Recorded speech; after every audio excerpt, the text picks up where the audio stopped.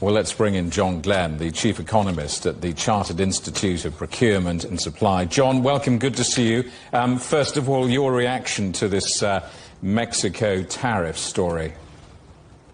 Yeah, I think the context that you placed it in is pretty much on the button, as it were. I think that Mexico are looking towards the near-term renegotiation of the US-Mexico-Canada free trade agreement. Obviously, Trump is therefore putting pressure on them to look towards North America rather than China. But interestingly, they haven't talked about how they're going to treat Chinese investments in Mexico and whether those goods will still be able to trade freely into North America. Mr. Trump isn't just pressuring Mexico, though, is he? It's reported he's also trying to pressure Europe to increase tariffs on China.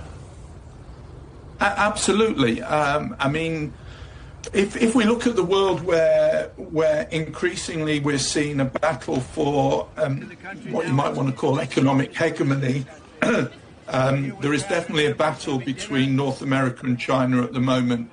Your previous piece looked at the Chinese looking towards Europe, looking towards the United Kingdom, looking to seek to build trading relationships there. At the same time, Trump is trying to, in a much more aggressive way, force the Americas to look towards the US, and indeed trying to drag the EU towards North America. Whether these, I mean, it might be a bit far to call it bully boy tactics are likely to work.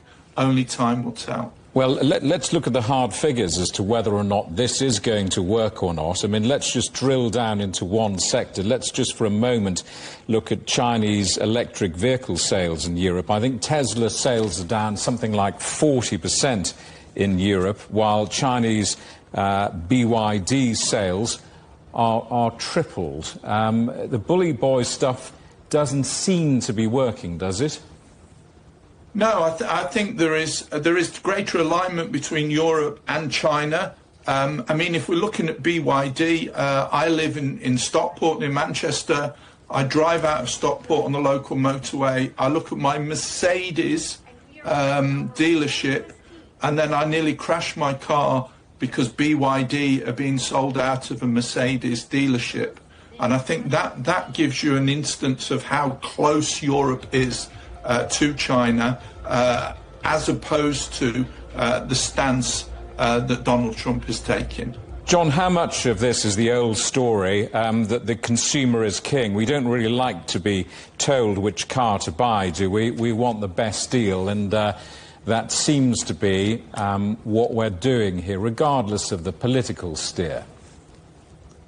Absolutely, and we've spent the last 40 years in a sort of post-Thatcherite, post-Reagan economy, creating that notion that the consumer is at the centre of everything that we do. Our markets are based, our wealth is based on consumer expenditure. Our wealth is based on delivering to consumer preferences.